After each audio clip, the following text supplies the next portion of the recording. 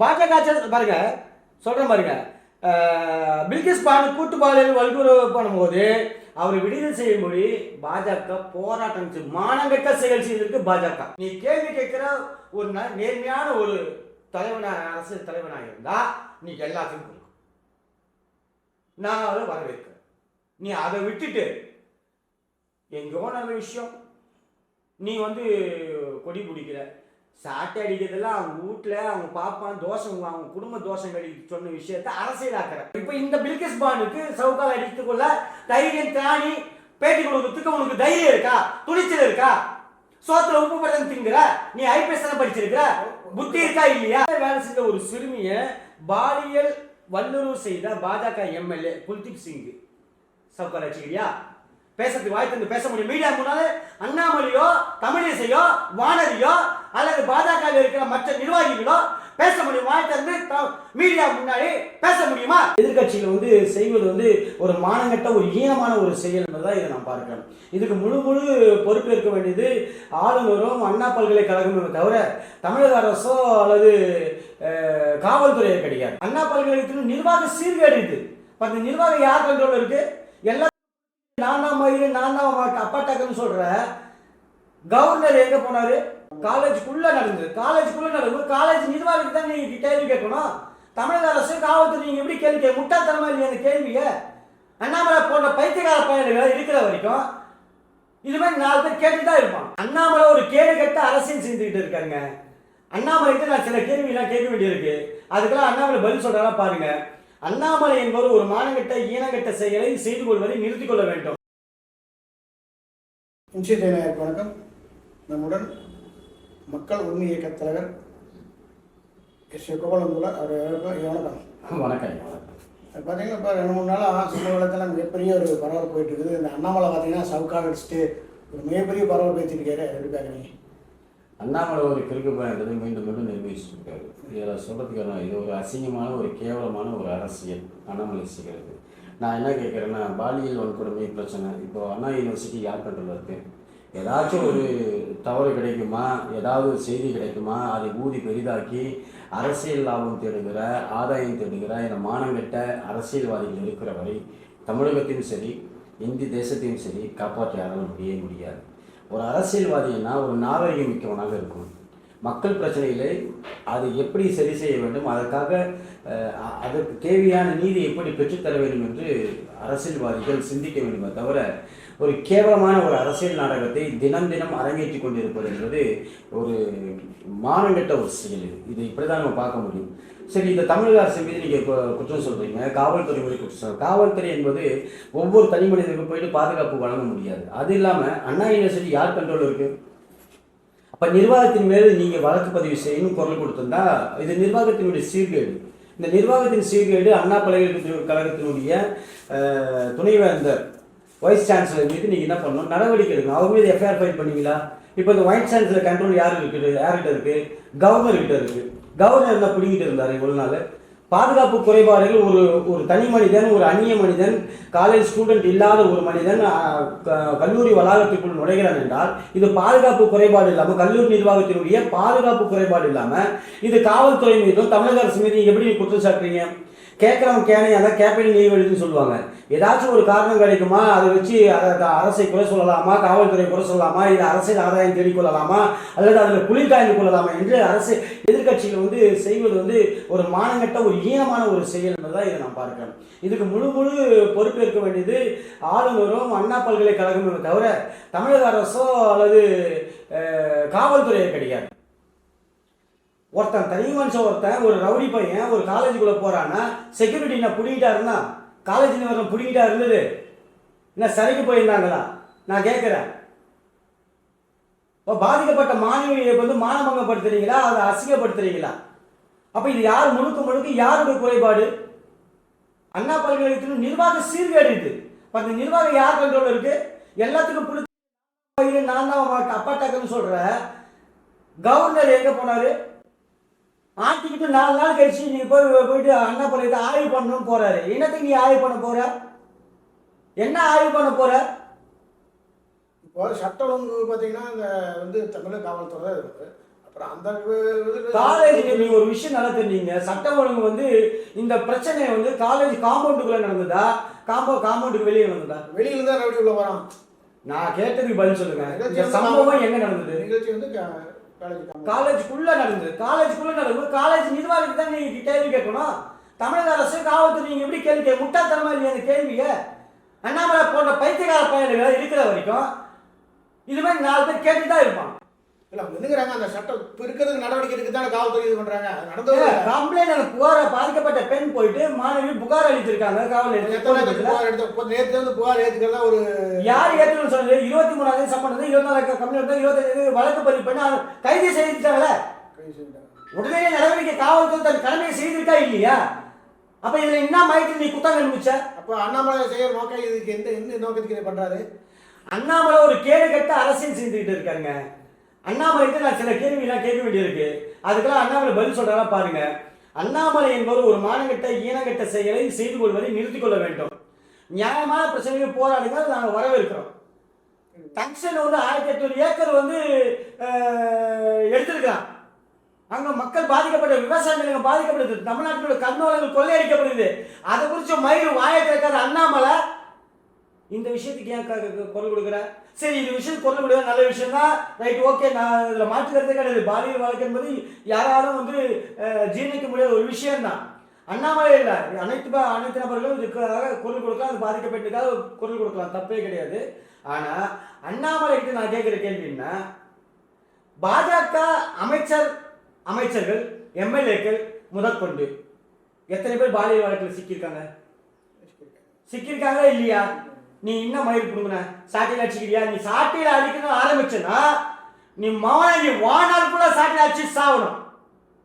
மாநகட்ட பாஜக வடமாநில செய்கிற பாலியல் அத்துமீறல்கள் துன்புறுத்தல்கள் ஏகப்பட்ட லிஸ்ட் கொடுப்பேன். நான் கொடுத்துமா காட்டுமா?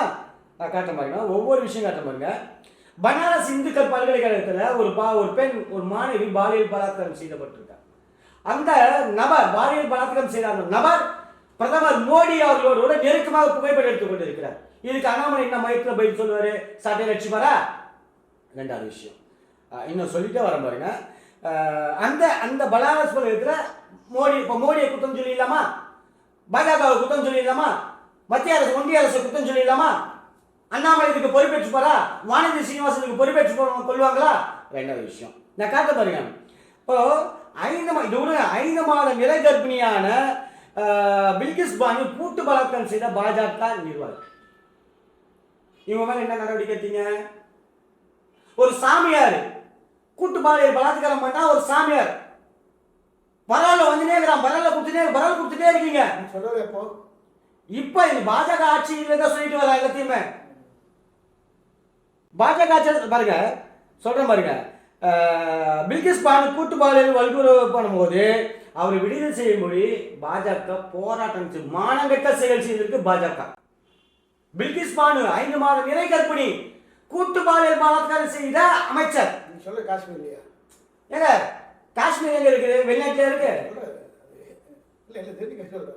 இந்த தேசத்துல பாஜக மாநிலங்கள் சொல்லிட்டு வர பட்டியல இருக்காங்க. காஷ்மீர்ல வந்து பாஜக இருந்துப்பாங்க. நீங்க காஷ்மீர் திருப்பி எடுத்து போவாரு. இங்க பிரச்சனை என்ன? பாலியல் வன்கொடுமைக்கு அண்ணாமலை ஒரு போராட்டம் போறாரு, சவுக்கடி அடிச்சுக்கிட்டாரு. அந்த விஷயத்துக்கு சொல்றேன். இப்ப இந்த பில்கிஸ் பானுக்கு சவுக்கால் அடித்துக் கொள்ள தைரியம் திராணி பேட்டி கொடுக்கறதுக்கு உனக்கு தைரியம் இருக்கா? துணிச்சல் இருக்கா? சோத்துல உப்பு படம் திங்கிற நீ ஐபிஎஸ் படிச்சிருக்கிற புத்தி இருக்கா இல்லையா? ஒருத்தர் இதே பாத்தீங்கன்னா அவங்க வந்து அவங்களுக்கு ஜாதகம் போறாங்க. நான் யாருக்கு ஜாதகம் போட்டு பேசுறேங்க? நியாயமான விஷயத்த பேசுறேன். இதே திமுக தமிழக அரசு தவறுகள் செய்யும் போது அதை நான் சுட்டி காட்டி இருக்கிறேன். அர்த்தம் சொல்ல வரேன். பார்த்தீங்கன்னா வந்து கேப்டன் வருஷ அவருக்கு குரு கொண்டாடுறது குரு பூஜை தனியாக தனிப்பட்ட விஷயம். பாலியல் விஷயத்தை பத்தி பேசுறீங்க, பாலியல் விஷயத்தை பத்தி பேசுங்க. சொல்லு. இப்போ இந்த இன்னொரு விஷயம் பாருங்க. சிறுமி அசிபா வன்கொடுமை செய்துபட்டு இது பண்ணாங்கல்ல, அதுக்கு அண்ணாமலை பொறுப்பேற்றுக் கொள்வாரா? நான் முடிக்கல இருங்க. அசிபா பானுக்கு வழக்குக்கு என்ன சொல்ல போறீங்க? அந்த பாலியல் வன்கொடுமைக்கு என்ன சொல்ல போற?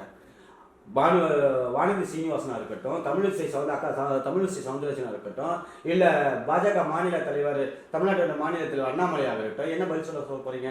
பாருங்க, எல்லாத்துக்கும் ஆதாரம் கட்டுவேன்.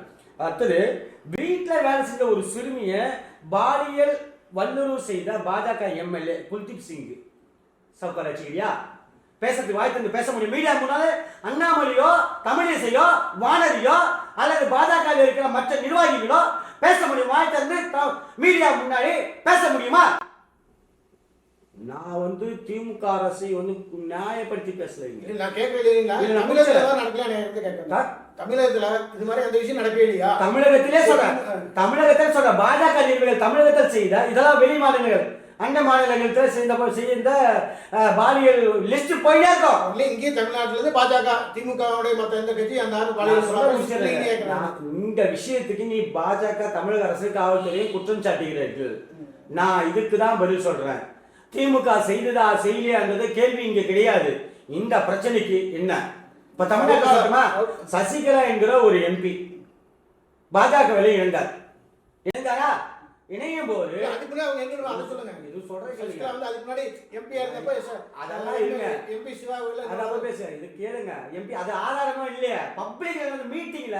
உள்ள சசிகலா உள்ள கையை விட்டாங்க. ஒருத்தன் பாஜக திருவள்ளுவர் மாவட்ட செயலாளர் அண்ணாமலை பேச துணிவு இருக்கா? சவுக்கார வச்சுக்கிறியா?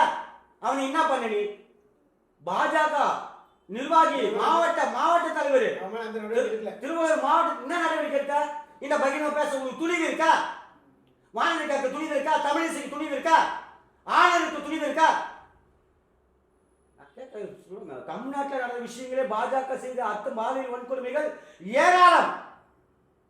அப்ப உனக்கு அதெல்லாம் ஒரு துணிவு இல்ல, பேச தைரியம் இல்ல. ஒரு மாநகர செய்யலாம். இதுக்கெல்லாம் என்ன காரணம்? ஒரு பாஜக நிர்வாகி பாஜக நான் சொல்லுங்க இல்ல முடிச்சிருங்க கை வைக்கிறாங்கன்னா அவங்க எந்த தைரியத்துல வைக்கிறாங்களே அது என்ன? அதுதான் அங்கதான் போய் இல்ல நான் சொல்றேன் அது என்ன காரணம் அப்படின்னா இவங்க திமுக கட்சியில் வந்து ஒரு போய் கட்சியினுடைய அடிப்படை உறுப்பினர்கள் கட்சியினுடைய எல்லாம் இது தெரியும். ஆனா பாஜக எல்லாம் வந்து புதுசு, அவங்க எந்த ஒரு அரசியல்வாதியும் கிடையாது. அப்படின்னா நீங்க சொல்றது புதுசு பழசு அரசியல புதுசு இல்ல சார். அரசியல இவங்க மேல வந்து கட்சி நடவடிக்கை டிஎம்கேல இருக்கிற நம்ம பண்ண கட்சி நடவடிக்கை எடுக்க அப்படின்னு பயந்துக்கிறாங்க. பிஜேபியில கட்சி நடவடிக்கை எடுக்கிறது இல்ல. அந்த பையன்கள வர்றாங்க, ஒரு நாள் கொடுத்து வர போயிடுறாங்க. ரெகுலருடைய அவங்க ரெகுலரா அரசியலே கிடையாதுன்னு சொல்ல வர்றாங்க. யாருங்க சொன்னது ரெகுலர் அரசியல் இல்ல? வேற பாலியல் வன்கொடுமைக்கு அரசியல் அனுபவம் தேவை கிடையாது. நான் கட்சி உண்மையான அரசியல்வாதி அதான் யோசனை. உண்மையான அரசியல்வாதி இல்லாம சும்மா அப்போ நீங்க ஒத்துக்கிறீங்கல்ல அண்ணாமலை வந்து தரங்கட்டவன்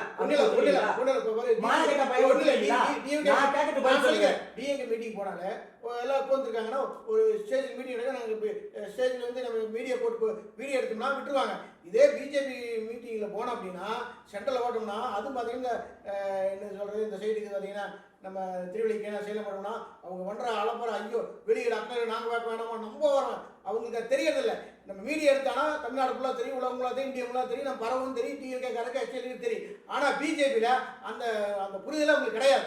ஓப்பனாக சொல்ல வந்தால் அந்த புரிதலே கிடையாது. இன்னும் அவங்க மாதிரி நினச்சிக்கிறாங்க. அந்த அரசியல் அவங்களுக்கு தெரியாததான் நிறைய பேர் பிஜேபி இருக்கிறாங்க. நான் சொல்ல வரேன். அதுதான் சொல்ல வரேன். இப்போ நீங்கள் ஒரு விஷயம் சொன்னீங்க, அரசியல் அனுபவமோ அல்லது இல்லாதான் பிஜேபி இருக்கிறாங்க. தனிப்பட்ட அனுபவமோ இல்லை.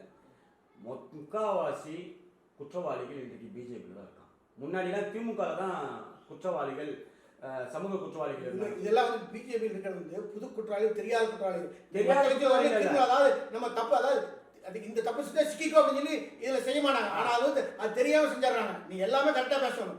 இந்த திமுக மற்ற பார்த்தீங்கன்னா அவங்க எல்லா அரசியல் அனுபவம் உண்டு, எல்லாம் நம்ம சிக்கிக்குவோம். அதே பிஜேபி அந்த அனுபவம் கிடையாது, தெரியாம மாட்டேங்கிறாங்க. அனுபவம் கிடையாதுன்னா நீ சொல்லவே கூடாது. இதுல வந்து தெரிஞ்சுதான் செய்யறானுங்க. ஏன்னா எல்லா எல்லா குற்றவாளியும் தப்பு செஞ்சா மாட்டினாரு. எல்லாத்துக்குமே ஒரு போலீஸ்ல ஒரு பழமொழி, ஒரு வாக்கியம் உண்டு. எந்த தவறு இருந்தாலும் குற்றவாளி ஏதாவது ஒரு தடயத்தை விட்டு செல்வான். அது நோக்கி தான் காவல்துறையுடைய புலனாய்வு விசாரணைகள்லாம் போகும். ஏதாச்சும் ஒரு தடயம் சிசிடிவி கேமரா வச்சு விட்டதே பிளான் பண்றாங்க. நல்லா கேட்டு 10 வருஷம் அதை வேணாம் டாபிக் விட்டுருங்க. இப்போ நான் என்ன சொல்றேன்னா, இப்போ இந்த அண்ணாமலைக்கு தமிழகத்தில் நடந்த பாலியல் வன்கொடுமை, பிஜேபி செய்த பாலியல் வன்கொடுமைகளுக்கு தெரியுமா தெரியாதா? ஏன் வாய் மூட்டிருந்த? அக்கா தமிழிசை சீனிவாசனும் தமிழிசை சவுந்தரராஜன் அவர்களோ வாய் மூடிங்க இருக்கீங்க. இன்னைக்கு குரல் கொடுக்குற அத்தனை பேர்களையும் நான் கேட்குற ஒரே கேள்விதான். தமிழகம் மட்டுமல்ல, இந்தியா முழுக்க பாஜக ஆளுகிற மாநிலங்கள் அனைத்திலும் ஒரு நாளைக்கு 2500 பாலியல் வன்கொடுமை குற்றச்சாட்டுகள் பதிவாகிறது.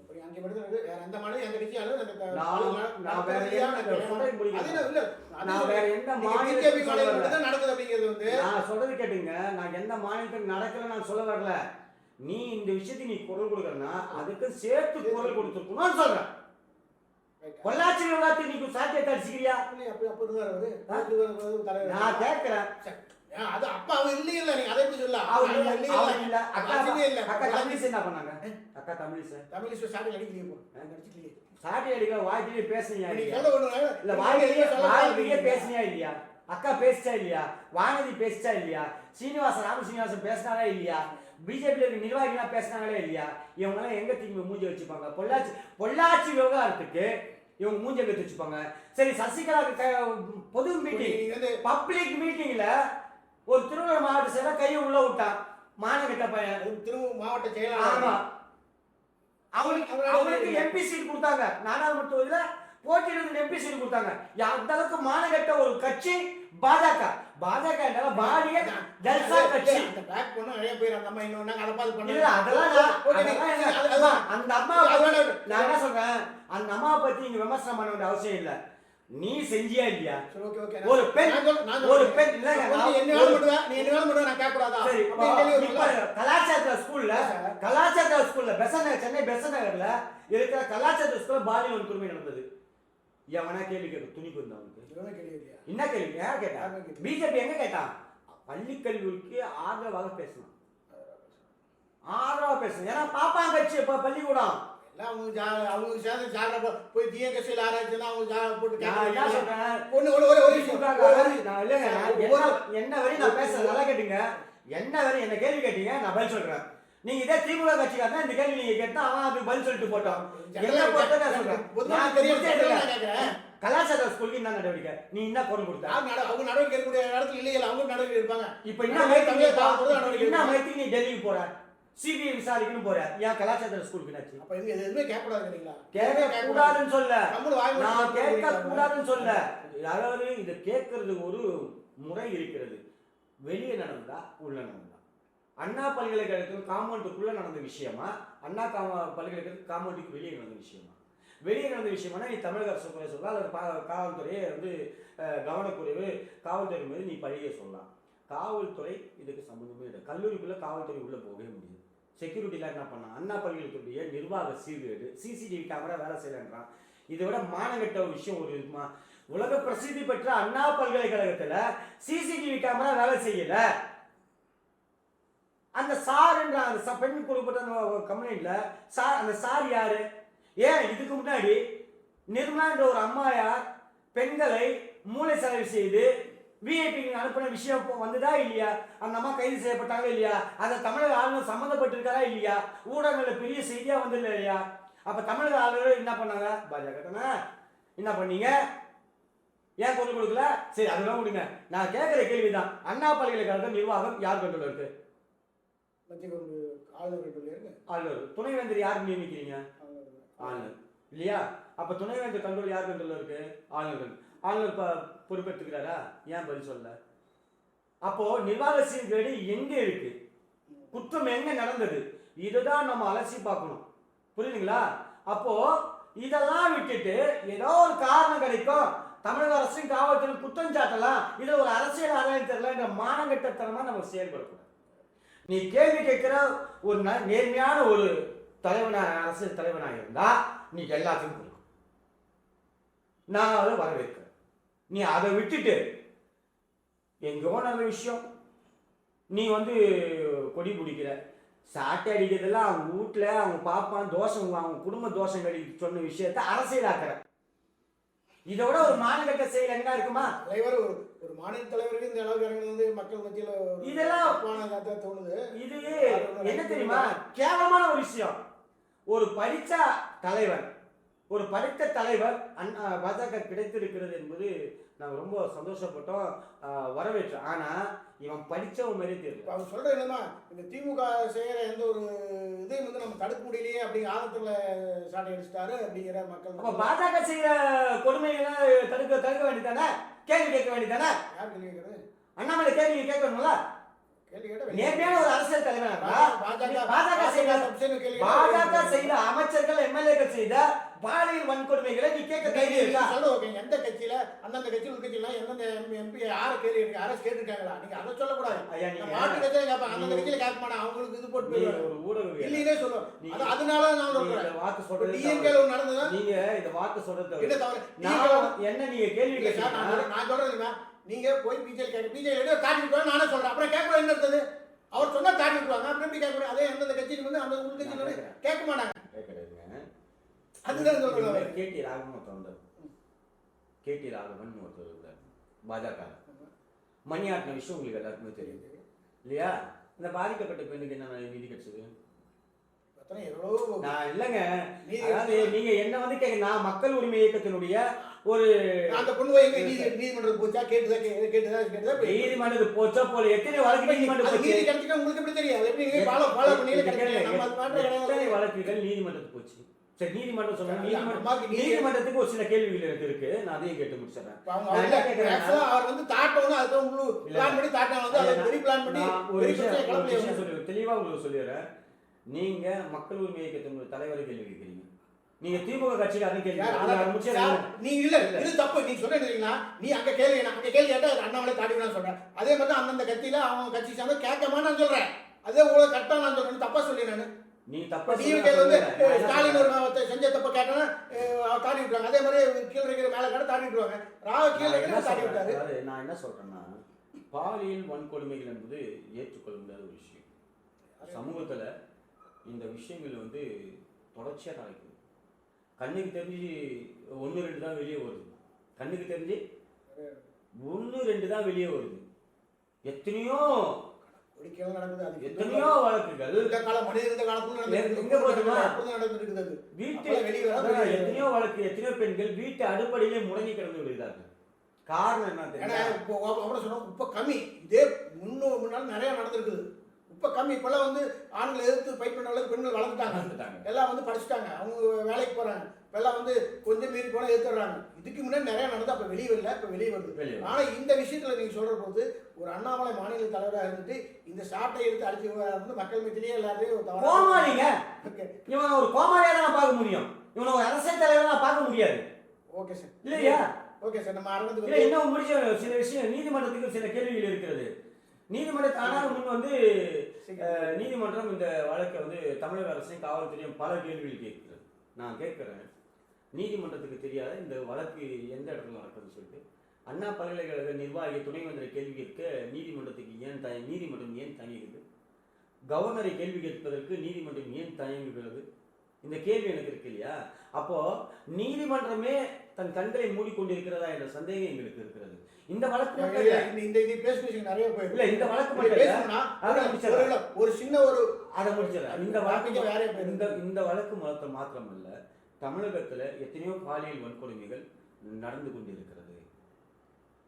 எத்தனையோ பாலியல் வன்கொடுமைகள் நடந்தது. ஆகையினால பெண்கள் தைரியமாக முன் வந்து காவல்துறையில வழக்குகளை புகார் அளிக்க வேண்டும்.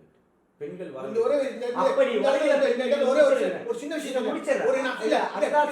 இப்ப இங்க சொன்னாதான் வந்து நீங்க வந்து ஒரு மாநில அரசுக்கு அவங்க சம்பந்தப்பட்டவங்க போய் எந்த ஒரு கேஸ் கூட எடுத்துக்காங்க, நீங்க வேற மாற்று கட்சி எவ்வளவு பாதிப்பு இருந்தாலும் கேஸ் கொடுத்து எடுக்கிறது இல்லை.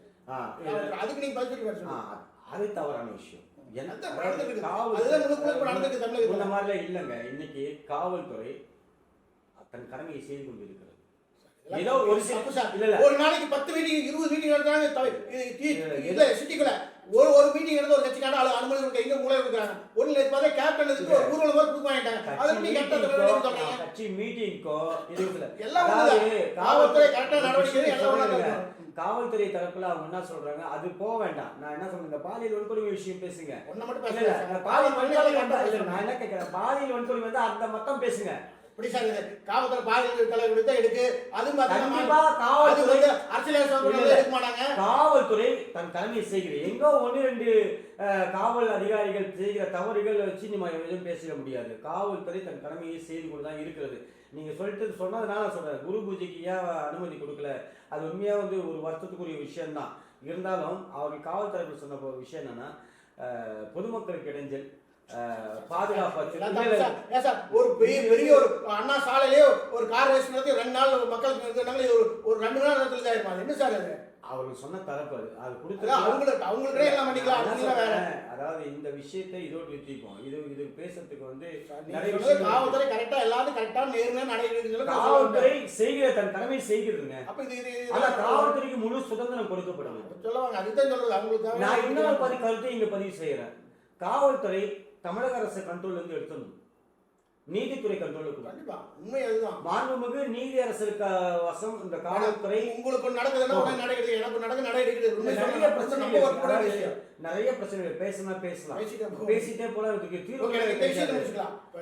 உண்மையிலேயே வந்து தமிழகத்துல ஒரு பாஜகவுடைய மாநில தலைவராக அண்ணாமலை சவுக்கால் அடிச்சுக்கிட்டது சில பேருக்கு மன வருத்தம் தான். சில பேருக்கு பல பேருக்கே மன வருத்தம் தான். அவங்க கட்சிக்காரங்களுக்கே மன வருத்தம் தான். கட்சிக்காரங்க அவன் கூட நிக்கல, அசிங்கப்பட்டு கூட நிக்கல, வாணிஜி நிக்கல, தமிழிசை நிக்கல, ராம சீனிவாசன் நிக்கல. அவன் கட்சி நிர்வாகி யாருமே இல்ல, பொறுப்புல ஒரு பயம் இல்லைங்க. ஏன்னா இவன் பண்ற கேடு கட்ட அந்த மானங்கட்ட செய்யல, அவங்களுக்கே சகிக்க முடியல. இதுதான் ஒரு விஷயம். நான் என்ன சொல்றேன்னா, நீங்க குரல் கொடுங்க, நீதிக்காக குரல் கொடுங்க, வரவேற்கத்தக்கது. ஆனா அனைத்துக்கும் நீங்க சொல்றீங்க அனைத்து விஷயங்களுக்கு நீங்க போராடுங்க. அதேதான் சொல்றேன். இந்த மாணவி பாலியல் வன்கொடுமையில அரசியல் செய்ய வேண்டாம் என்று அரசியல் தலைவர், எதிர்கட்சி அரசியல் தலைவர் நான் கேட்டுக்கொள்கிறேன். நீங்க அரசியல் செய்கிறதா இருந்தால் தமிழகத்துல எத்தனை பிரச்சனை இருக்கு, நிலக்கர சுரங்கம் இருக்கு, ஏழை இருக்கு, டங்ஸ்டன் விஷயம் இருக்கு, வேதாந்தா இருக்கு, என்ன துறைமுகம் இருக்கு. பிஜேபி கொடுத்துட்டான், பேச போயிட்டே இருக்கலாம். பிஜேபி கொடுத்துட்டான், எண்ணூர் துறைமுகம் விற்கப்படுகிறது. தமிழகத்தில் கனிம வளங்கள் கொள்ளையடிக்கப்படுகிறது. கேரளா கழிவுகளை கொட்டுகிற மாநிலமாக தமிழகம் மாறி கொண்டிருக்கிற. முடிச்சிடுறேன். இந்த விஷயங்கள்லாம் நீ குரல் கொடு, ஆக்கப்பூர்வம் குரல் கொடுத்தனா உன் மேல மதிப்பு மரியாதை உயரும். அதை விட்டு நான் சவுக்கால் அடிச்சுக்கிறேன், செருப்பு போட மாட்டேன், செருப்பு தூக்கி காட்டுறேன், அது சூடுகிற சாணி, அதுல லேபிள், ஏற்கனவே கடிகாரத்துக்கு பதில் சொல்ல முடியாம அண்ணாமலை வச்சு இப்போ இந்த ஷூவோட வேலை 2.5 லட்சம் ரூபான்றான். இப்போ இது பாவம், அவர் எங்க போய் பில் எடுப்பாருன்னு தெரியல இல்லையா? அதனால அண்ணாமலையும் சரி, பாஜக மானகட்ட பாஜகவும் சரி, நான் சொல்ற ஒரே விஷயம் தான், நீங்க குரல் கொடுங்கள், தவறு இல்லை. ஆனால் அனைத்துக்குமான இந்த தேசத்தில் நடக்கிற அனைத்து பாலியல் குற்றங்களுக்கும் வன்முறை கொடுமைகளுக்கும் நீங்கள் குரல் கொடுக்க தயாராக தான் குரல் கொடுங்க. இல்லைன்னா நீங்க நவதுவாரங்களை மூடிக்கொண்டு உங்கள் அரசியல் செய்யுங்க. மூடிட்டு எப்படி அரசியல் இது வராத போயிட்டு தப்பு செஞ்சா சொன்னாதான் அரசியல் பண்ண முடியும். நீங்க அதோட போயிட்டு சொன்னது ஓகே சார். நீங்க வந்து எங்க அரங்கத்தில் மக்களுக்கு நல்ல தகவல் சொன்னதுக்கு ரொம்ப நன்றி. வணக்கம்.